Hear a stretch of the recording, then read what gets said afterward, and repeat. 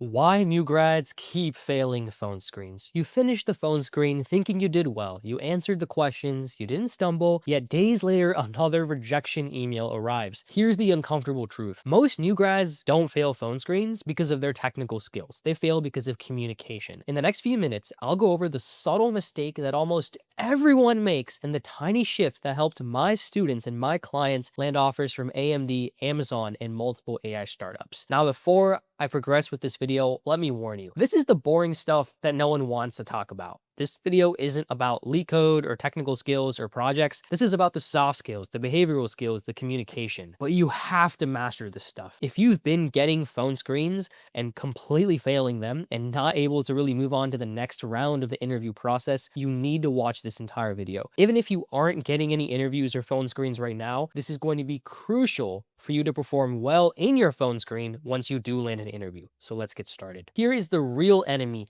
destroying your interviews, right? The herd mentality. Thousands of candidates who sound identical, scripted, robotic, forgettable answers for these phone screens. And then there's the false belief, thinking technically adequate and 300 leak code problems will make you stand out. Spoiler alert, it won't, because everyone's doing that. And the hidden truth, phone screens actually measure whether you're memorable and whether you would actually be a good fit for the team, not whether you're technically competent. That's the hack. Now, you don't have to blend in with the herd. When I graduated, I received Amazon and Google offers, not because I was the smartest, but because I knew how to communicate clearly, confidently, and intentionally. And this exact approach that I'm about to go over has helped thousands of my students transform their outcomes. Students like Jack went from hundreds of rejections to landing Amazon, or Shri, who went from 0 offers to landing a top AI startup in just a few weeks. And here's the curse. Here's the trap. Here's what can happen if you sound like everyone else. Here's what will happen if you ignore the advice in this video. One of my clients, let's call him Jay, just to preserve his identity. Jay was convinced he was cursed. He would tell me, I solved the problem, the interviewer laughed with me,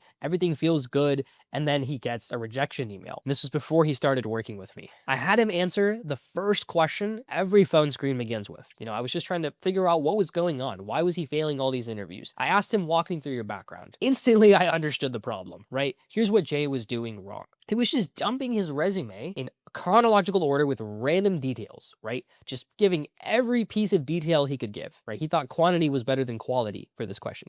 He had no central narrative or emotional arc, and I'll explain what that means in a moment. He had no signal of identity or direction with his career, and he was communicating like someone who was afraid of making a mistake. You could hear that in his voice.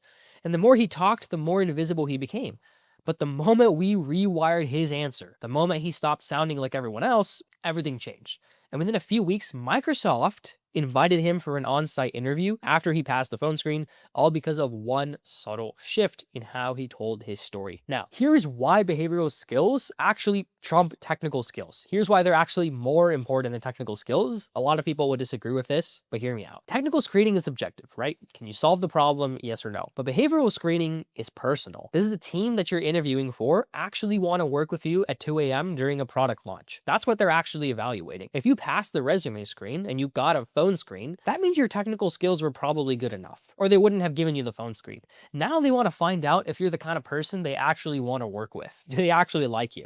Here's what they're really assessing: your clarity and maturity, your thinking process, your presence and confidence, your ability to collaborate. Most new grads think walk me through your background is a biography question where you're supposed to, go through your experience in chronological order. It's not. It's a positioning question. It's your chance to shape the interviewer's perception of who you really are as a person. The moment you shift from here's everything I've done to here's who I am and here's why I've actually showed up for the call today, you stop sounding like the herd and you start sounding like a top candidate, as corny as that sounds. Now, when you communicate with intention, people actually trust you faster. Recruiters root for you. Hiring managers feel some momentum in your story. You stop feeling like, maybe we'll hire this person, and you start sounding like a candidate the recruiter must advance to the next stage of the hiring process. So here's the 3-sentence story framework. This is the exact framework my students and my clients use to transform their phone screens.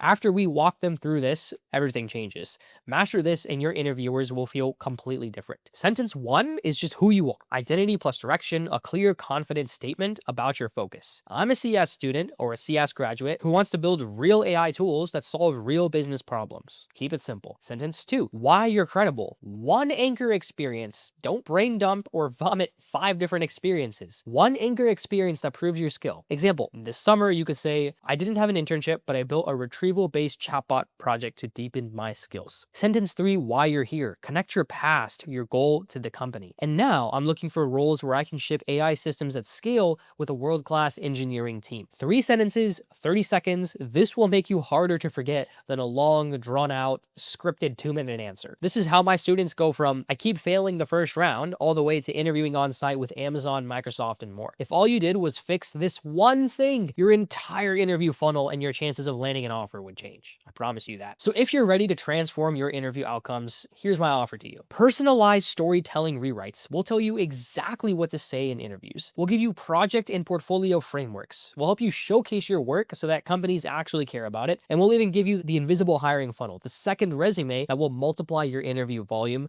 And we'll give you a step-by-step playbook for converting interviews into offers. You get the exact same playbook that helped my students land offers at Amazon, AMD, and top startups.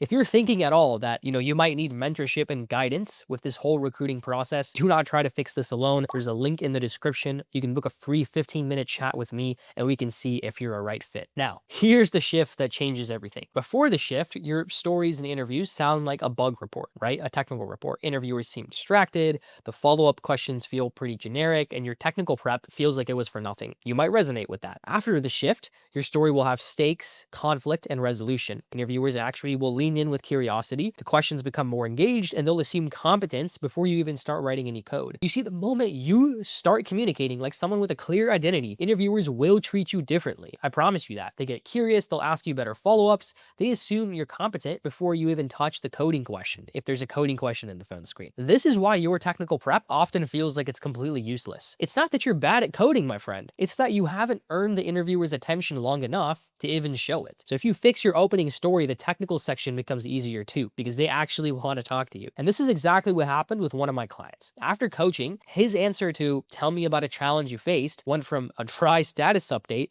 to a compelling story with real stakes and measurable impact. Suddenly, he wasn't another candidate, he was someone actually worth advancing. I want you to break away from the herd. The majority of people after watching this video are going to keep doing exactly what they're doing. They're going to keep memorizing leak code solutions, they're going to keep giving robotic answers, they're going to keep hoping this recruiting process magically works out. They're going to keep blending in with thousands and thousands and thousands of other students and new grads. But here's what the winners will do. They will master the art of intentional communication. They will transform their story into a positioning asset instead of just a biography. And they will land dream roles with life-changing salaries, but more importantly, just break away from the herd and what everyone else is doing entirely. Think about it. If a recruiter has 10 phone screens scheduled for the day and you're one of those phone screens, how are you going to stand out? You need to position your story differently if you really want to move on to the next round of the interview process. And it's not really up to you at the end of the day. You decide which one you want to be. It's up to you. If you want help transforming your story, your portfolio, and your interviews, the link is in the description. You can book a free 15-minute chat with me. Let's get to work. And if you're looking for another YouTube video to watch, check out this one right here. This one goes over the full 180-day roadmap that you need. I'll see you there.